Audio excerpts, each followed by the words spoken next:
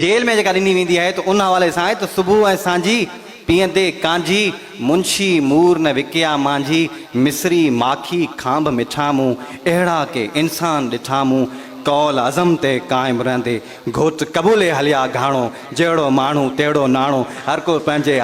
विकाणो जेको माण्हू कोन विकाणो सोई माण्हू मोती दाणो। भला विकामी विया उहे कीअं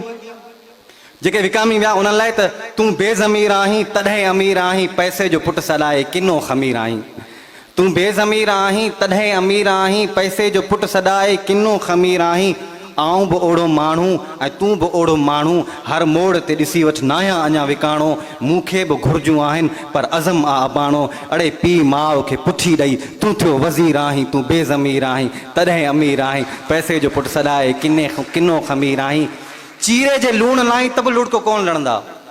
चीरे जे लूण लाई त बि लुड़को कोन लड़ंदा अॻु पोइ असां जहिड़ा आहिनि सूरी ते यार चढ़ंदा ईंदा के जवान अहिड़ा मुंहिंजो नज़म पिया पढ़ंदा चवंदा त वाक़ई तूं हाफ़िज़ हक़ जो फ़क़ीर आहीं तूं बेज़मीर आहीं तॾहिं अमीर आहीं पैसे जो पुटु सॾाए किनो ख़मीर आहीं। आख़िर में आऊं हिकिड़ी शाइरी पढ़ी पंहिंजी जाइ वठंदुसि।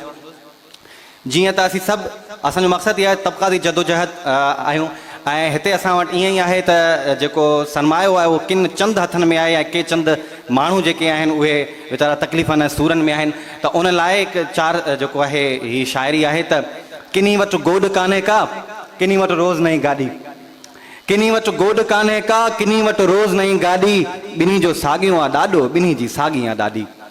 उघाड़े पेरें ॿई आया हिते धरती जे दामन में वॾी बेवाज बि थी आहे विरासत ऐं विरांगन में हले को पेरें उघाड़ो थो हले को पेरें उघाड़ो थो त को अचे थो उॾामन में थियो को 5 दफ़ा लाॾो नथी का हिकु दफ़ो लाॾी ॿिन्ही जो साॻियो आहे ॾाॾो ॿिन्ही जी साॻी आहे ॾाॾी।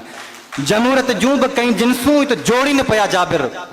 जमूरत जूं बि कई जिन्सूं हिते जोड़ीनि पिया चाबिर नवां ॿिज आणे नस्लनि जा ॿेड़ो ॿोड़ीनि पिया जाबिर बुनियादी हक़ वारनि खां त मुंहुं मोड़ीनि पिया जाबिर असांजे लीडरनि जी अखि कॾहिं काणी कॾहिं बाॾी ॿिन्ही जो साॻियो आहे ॾाॾो ॿिन्ही जी साॻी आहे ॾाॾी। अवी जे मुड़ुस माण्हू थियो त दुश्मन खां दरिया वारियूं